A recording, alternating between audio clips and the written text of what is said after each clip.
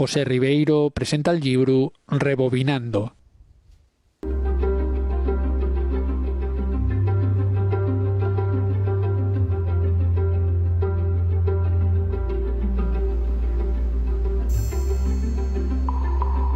El texto afonda a manera de crónica sentimental na revolución que supunxo la aparición de los videoclubs, un fecho que camudó la realidad de la distribución cinematográfica.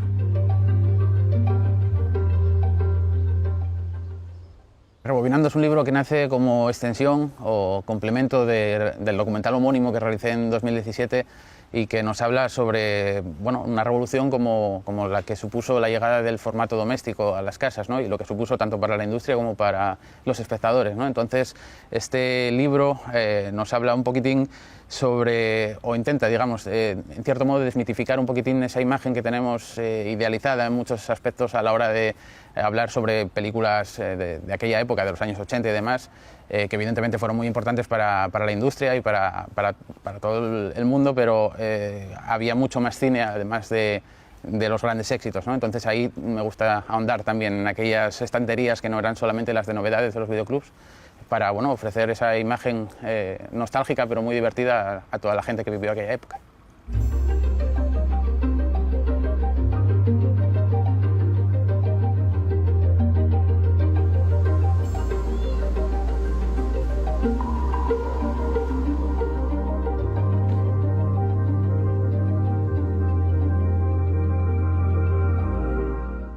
Una de las cosas que más me gustaba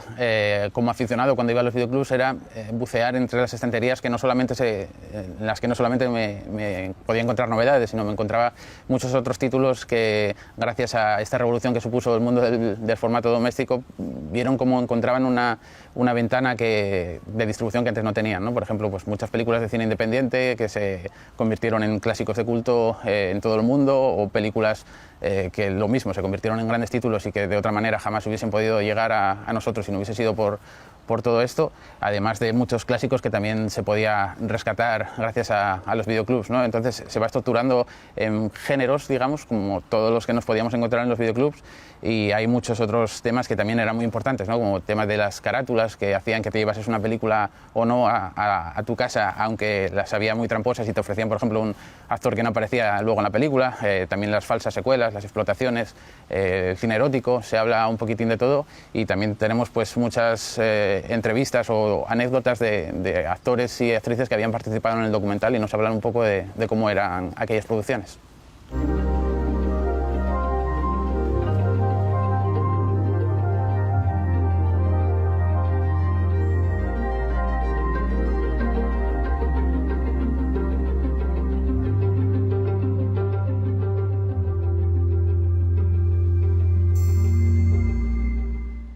Digamos que el documental duraba 1 hora de duración, y a pesar de que cuando se editó en DVD había 1 hora más de material extra que nos permitía descubrir anécdotas que no se habían podido meter, muchas de ellas todavía se habían quedado pues en el tintero, ¿no? Y en el libro aprovechamos para incluir muchas anécdotas con gente como Andrés Pajares, por ejemplo, y las batallitas que tenían que vivir durante los rodajes,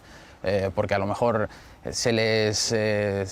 daba un plazo de 3 semanas para hacer una película y en 2 ya la tenían hecha, y luego tenían que andar perdiendo tiempo para que no les exigiesen luego hacerla menos tiempo, o todo lo que nos podíamos encontrar en los videoclubs con anécdotas de gente que trabajaba en ellos y nos cuenta pues la picaresca a la hora de intentar darles el cambiazo por otras películas que no eran las que se habían llevado, o cómo llevaban destrozadas literalmente las películas para entregarlas, y muchas otras cosas que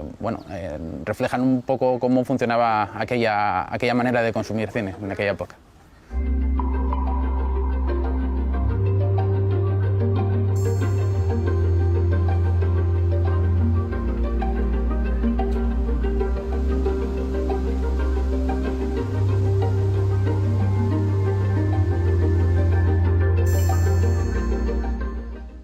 Una de las cosas que me hicieron decidirme por escribir el libro fue que muchos de mis recuerdos de pequeño tenían que ver con mis vivencias en los videoclubs, las películas que me había llevado, ¿no? Entonces,